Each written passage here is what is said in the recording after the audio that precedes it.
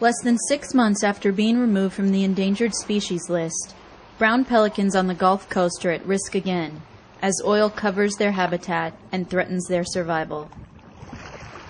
At the Fort Jackson Bird Rehabilitation Center in Burris, Louisiana, wildlife rehabilitators and volunteers are trying to save pelicans rescued from the oily waters.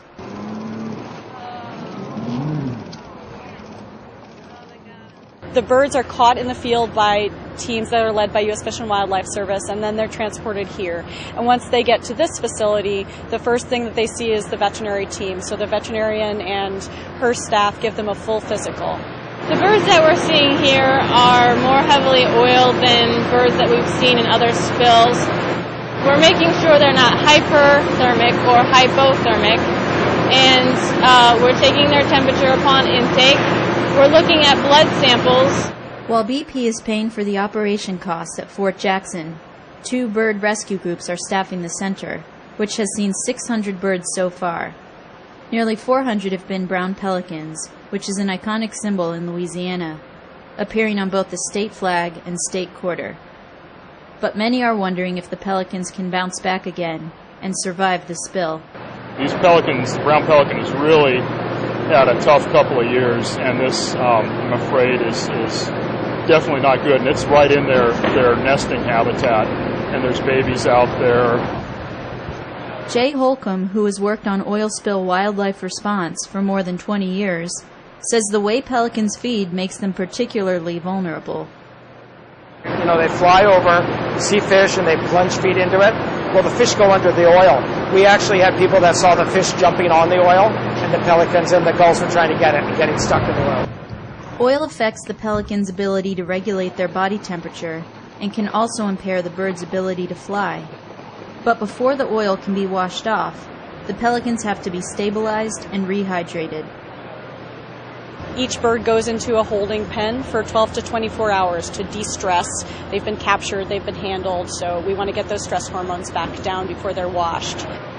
We're pre-treating them with a product called methyl soyate that starts to dissolve the oil. This is a really sticky crude, and it's mixed up with some sediment as well, so it's been difficult to get off.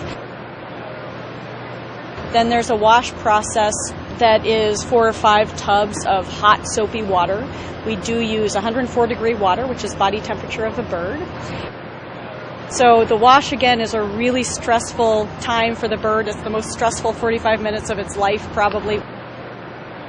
A 2002 government report suggests that washing oiled birds is ineffective and does not contribute to conservation efforts in the long term.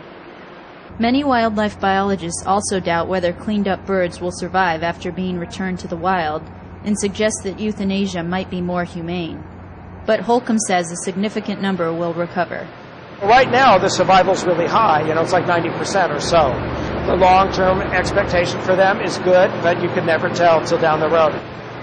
If they're going to take a long time to rehabilitate, if they have injuries, broken wings, fractures, abscesses, things like that, they are usually euthanized. If they are in good musculoskeletal condition, even if they are emaciated, we can still give them nutrition in order to get them to a place where they can be washed, put outside in pens, and rehabilitated.